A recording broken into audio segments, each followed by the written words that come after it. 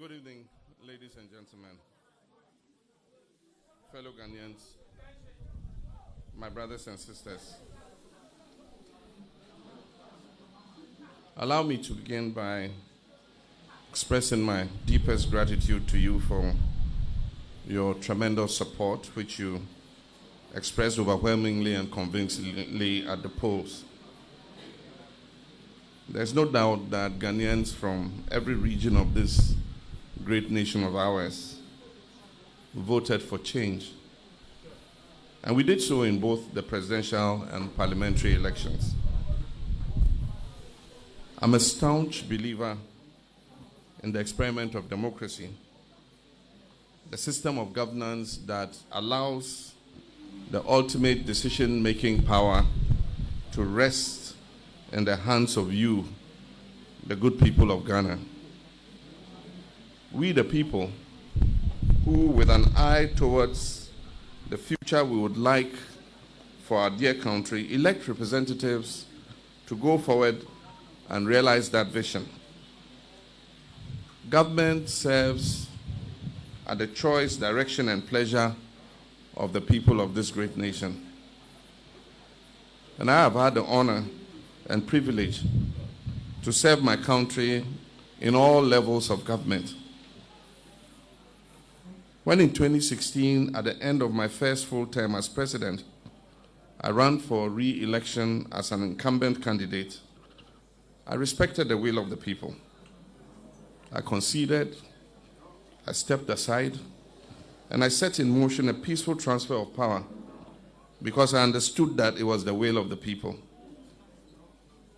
And if we are to progress as a nation, if we are to live up to the inheritance of our history, one for which people have paid the ultimate price, the sacred verdict of the people must be respected. It must be protected. It has been my pledge throughout my time of service as a representative to the good people of Ghana to do exactly that. And that is why I stand before you tonight, unwilling to accept the fictionalized results of a flawed election.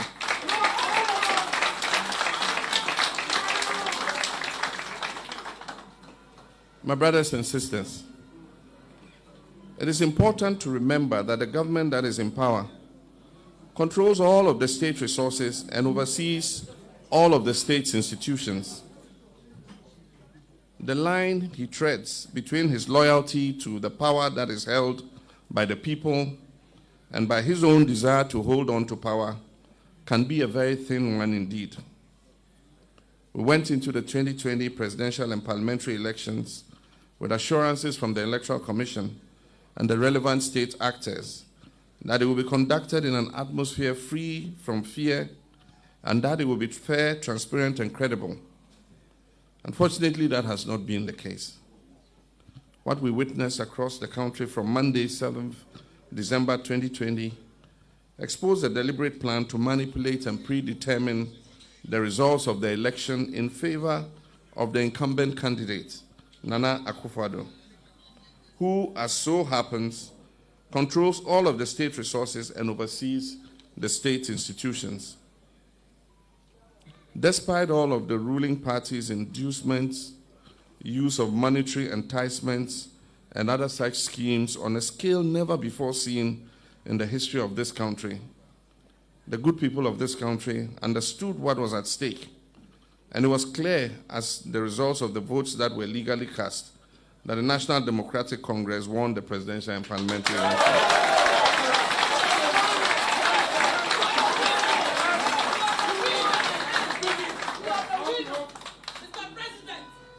No amount of trickery, sleight of hand, or obfuscation will erase that reality. I'm extremely proud of our parliamentary candidates who have earned for themselves the title of giant elephant killers. We went into the parliamentary elections with a deficit of 63 seats. We made up for our 2016 losses, and we're now set to become the majority in Parliament. This historic feat, after only one term, demonstrates the strength of our great party and the strength of the mandate given to us by the good people of Ghana to lead.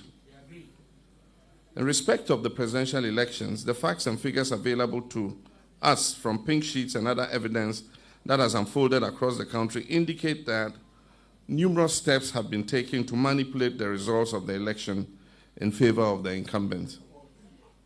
This calls into question the credibility of one of our most important institutional pillars of democracy, the Electoral Commission.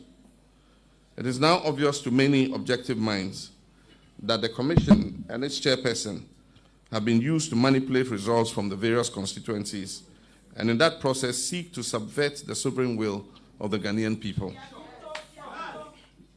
My brothers and sisters, one matter requires special mention. The use of the military in this election is unprecedented in our history. Armed forces featured heavily as an intimidating measure to reverse election results, and they continue to be used in the same intimidating role to insist on recounts in areas in which the incumbent has lost, while arm-twisting election officers during these supposed recounts. We will not accept anything short of a declaration of the legitimate result.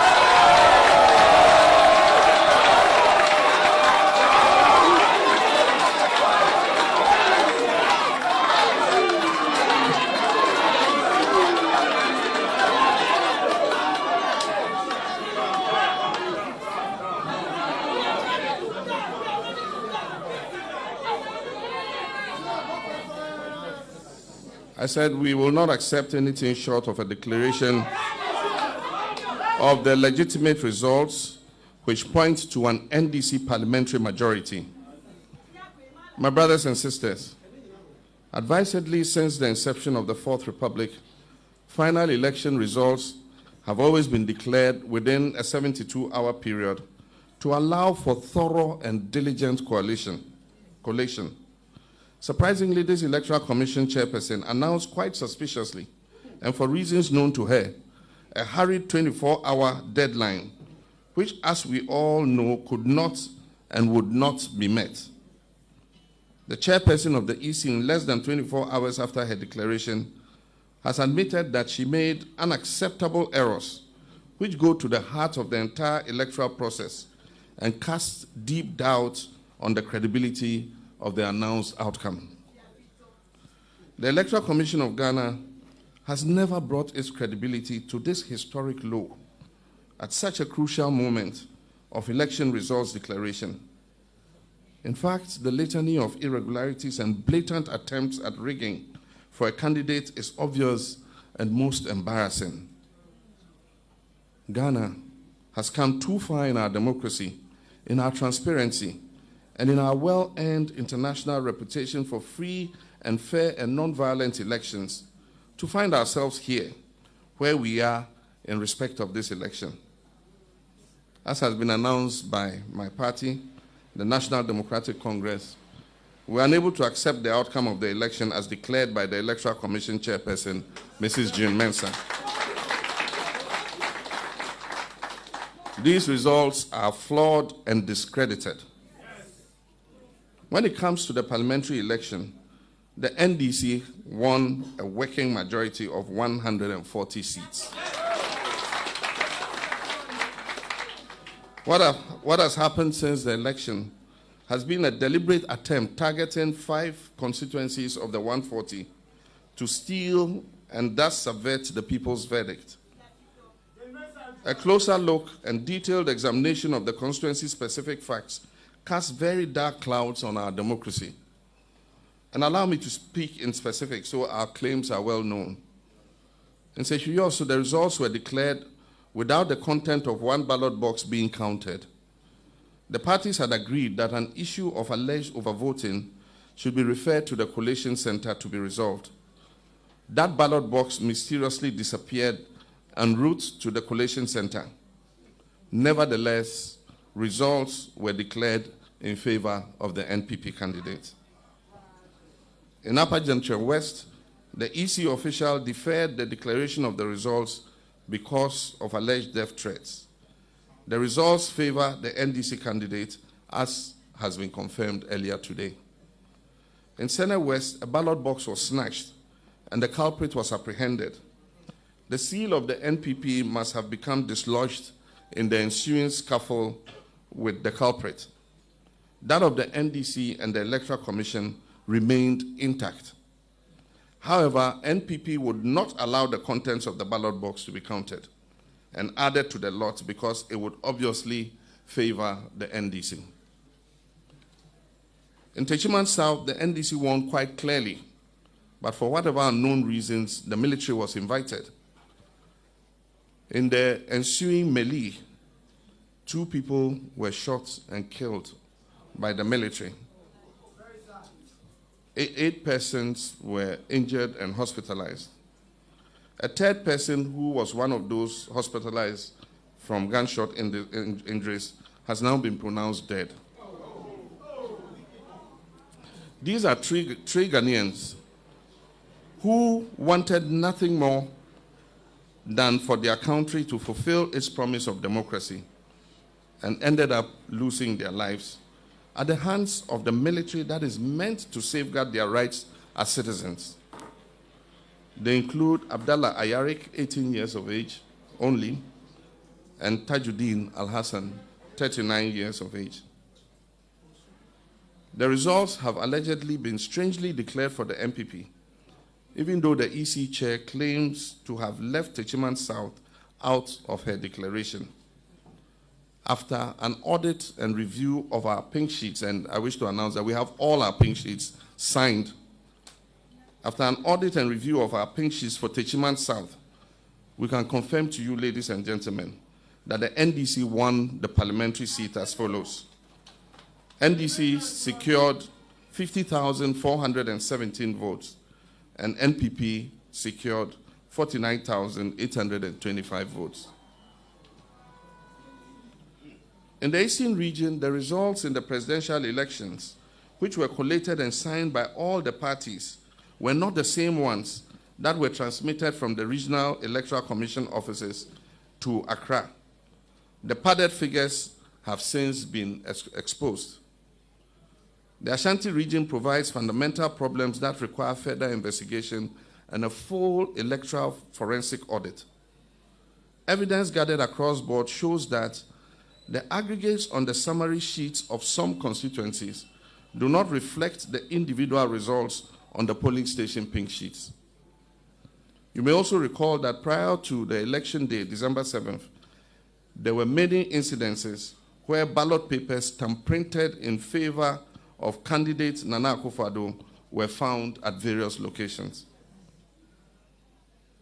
In Bantama, for instance, it was noticed that the portion of the pink sheets reserved for recording the number of persons biometrically verified had not been filled on a large number of the pink sheets. When our agent requested for the biometric machine to confirm the recorded results, they were denied access, with the explanation that they were recorded in a book, to which they were also denied access. My brothers and sisters, these are serious issues, ones that attack the very foundation of our democracy and our rights as citizens of this sovereign nation to elect our representatives and to have a say in who leads our government. It may interest you to know that since the inception of the Fourth Republic, agents of political parties represented in the collation room go through an agreed, settled procedure by which a declaration of final results are made. This involves the production of constituency by constituency results, which are then scrutinized by the agents, and after their consent, the said results are announced. Unfortunately, this time round, under this electoral commissioner, Jean Mensah, a different system was adopted, one in which bulk regional results were provided without supportive pink sheet data by which agents could validate the accuracy of the results. Consequently, not a single pink sheet from the constituencies supporting the bulk regional collation was provided. This is in direct violation of Regulation 3 and 44 of the Public Elections Regulation 2020 CI 127. Little wonder that the chairperson managed to obtain a cumulative figure of more than 100%. Of more than 100% in her declaration. On account of this, my party is confident that what has happened is a violation of the law. It is a violation of due process and therefore tantamount to an illegality. It is also a violation of an understanding we hold dear in this country, the understanding that this is not a dictatorship or a monarchy run by a single family for the benefit of a family.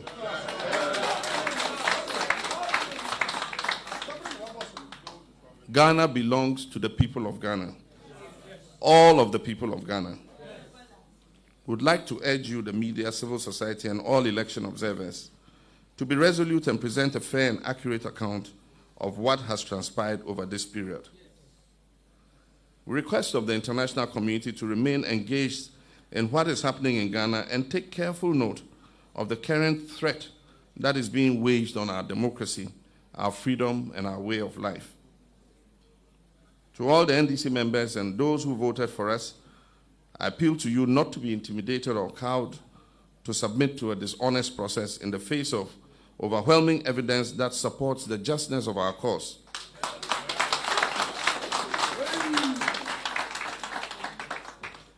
I extend my deepest condolences to the families of all who were killed simply because they were determined to protect their votes from those whose thirst for power outweighs their love for our country. And so let us all at this point rise and observe a minute's silence in their honor.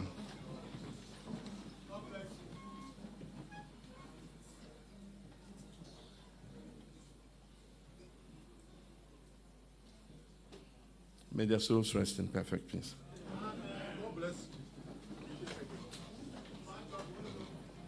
My brothers and sisters, I know dark moments like these can make us question our resolve and confidence in the promise and potential of Ghana and our democracy and its institutions.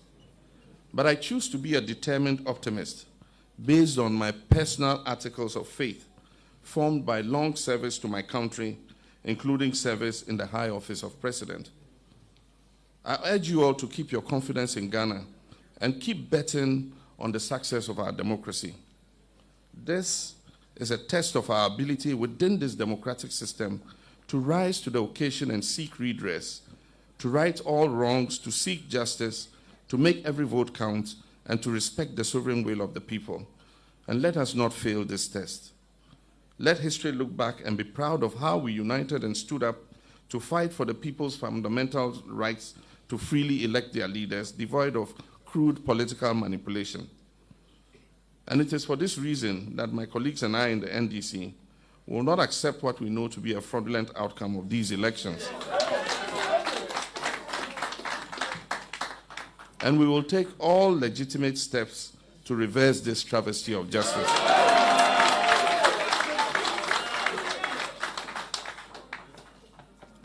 Finally, let me assure our teeming supporters and the millions of Ghanaians who voted for change, the change which has been stolen in a real stolen verdict, that we're beefing up capacity in the constituencies where the ruling MPP is seeking to overturn our parliamentary victories already chalked. We're also deploying additional crack teams of lawyers and senior party officials to support these constituencies that are under siege. Also, in order not to leave any further infractions unaccounted for, the NDC will continue its meticulous audit of all the presidential pink sheets to ensure that the verdict of the people is upheld. These steps will surely lead to our next line of actions within the constraints of our democratic governance process, and all legitimate options are on the table. We want to send a caution to the EC that in line with Regulation 47 of CI 127, they should ensure that the election data is preserved for 1 year after elections. Let me assure you, my dear voter, that your vote will count.